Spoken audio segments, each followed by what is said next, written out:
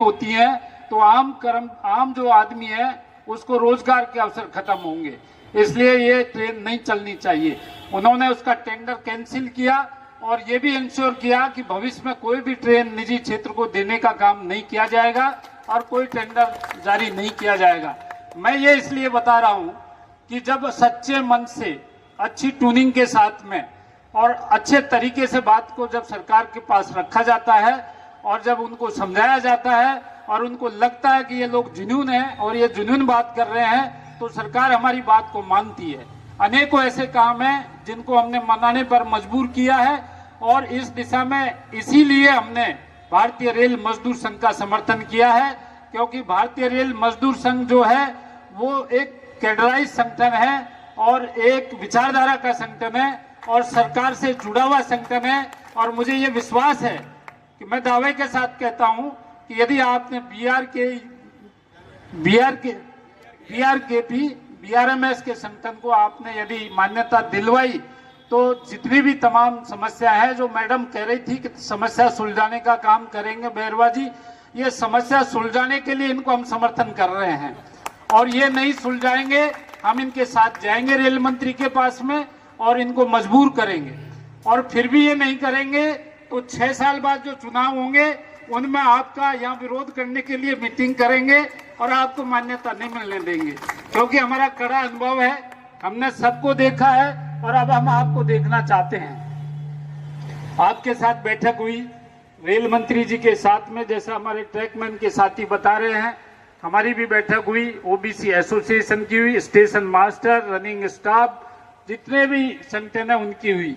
और एक बात सामने ये आई कि रेल मंत्री जी कर्मचारी हितों के साथ में हैं और वो उनके साथ खिलाफ में नहीं है बिल्कुल, लेकिन उनके पास कोई सही आदमी सही बात तो लेकर के जाए। जो हमारी वर्तमान ट्रेड यूनियन है वो इन बातों को लेकर के नहीं जाती हैं। एक पद बढ़ाने के लिए रेल के अंदर हायर ग्रेड का एक पद बढ़ाने के लिए 5 से 6 पद नीचे के घटा दिए जाते हैं। ये किसकी बदौलत हुआ है?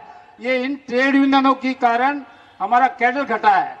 कभी 16 लाख कैडर था, फिर 15 हो गया, 14 हो गया, 12 हो गया। ये क्यों हो रहा है? ये हमारी जो दोनों ट्रेड यूनियन है इनकी बदौलत हो रहा है।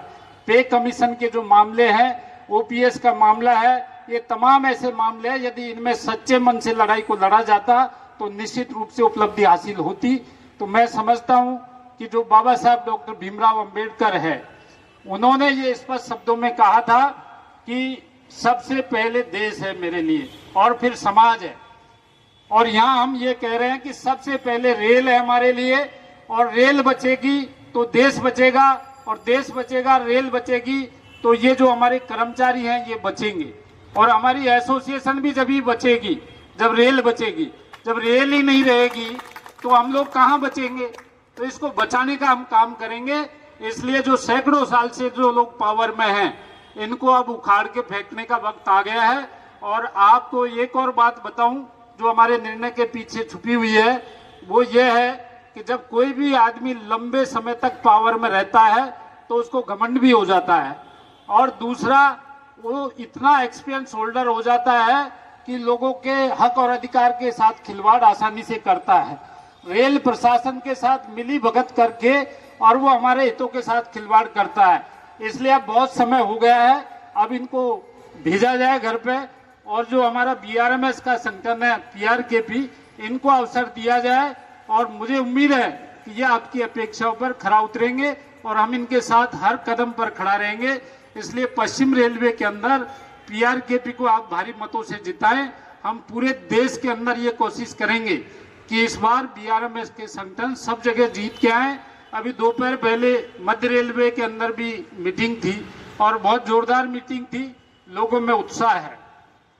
एक बात और बार बार हमारे लोग सवाल करते हैं, अनुसूचित जाति जनजाति के लोग, कि बाबा साहब ने कहा था मनमाड़ के अंदर एक सभा में कि हमारी एक ट्रेड यूनियन होनी चाहिए।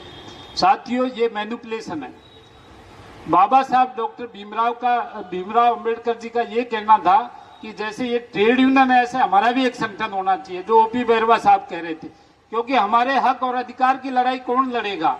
हमारे हक और अधिकार की लड़ाई लड़ने के लिए इस all India SC/ST railway employees association का गठन किया गया, लेकिन अभी उसका उदाहरण दे करके बाबा साहब की बात का, और एक स्वतंत्र रेलवे बहुजन कर्मचारी जो यूनियन है वो चुनाव के मैदान में है, और हमारे लोग ऐसा कह रहे हैं कि भाई हमको हमारे संगठन को वोट देना चाहिए। मैं आपको ये कहना चाहता हूं कि यदि हमारे वोट से उनको मान्यता मिलती हो तो हम उनको समर्थन देने को तैयार हैं, लेकिन आपने देखा बिना दूसरे वोट के समर्थन के तो बहुजन समाज पार्टी की भी सरकार उत्तर प्रदेश में नहीं बन सकती थी। वहां भी भारतीय जनता पार्टी के समर्थन से बहन जी पहली बार उत्तर प्रदेश की मुख्यमंत्री बनी, और जब तक हमारे पास दूसरा वोट नहीं होगा तब तक हम चुनाव नहीं जीत सकते। यहाँ हमारे पास दूसरा वोट है, हमारे पास है पीआरकेपी का वोट और SC ST एसटी का वोट, ट्रैकमैन का वोट, OBC एसटी का वोट, और ये वोट मिलकर के हमको मान्यता दिलाएगा। इसलिए आपसे मेरा अनुरोध है कि आप अपने वोट को खराब नहीं करें और एक भी वोट बेकार नहीं जाने दें। सिर्फ पीआरकेपी को पश्चिम रेलवे के अंदर आप अपना वोट दें, और आगे जो भी समस्या है हमने रेल मंत्री जी को भी कह दिया है स्पष्ट शब्दों में कि हम सरकार का समर्थन करने या सरकार की तारीफ करने के लिए हम लोग नहीं बने हुए हैं। जब सरकार सही काम नहीं करेगी हम सड़क पर लड़ाई लड़ेंगे, और जो पीआरकेपी और बीआरएमएस को हम मजबूर करेंगे इस काम के लिए कि वो सड़क पर लड़ाई लड़ें, हम उनके साथ खड़े होंगे और किसी भी हालत में हम अपने अधिकार और अधिकारों का हनन नहीं होने देंगे।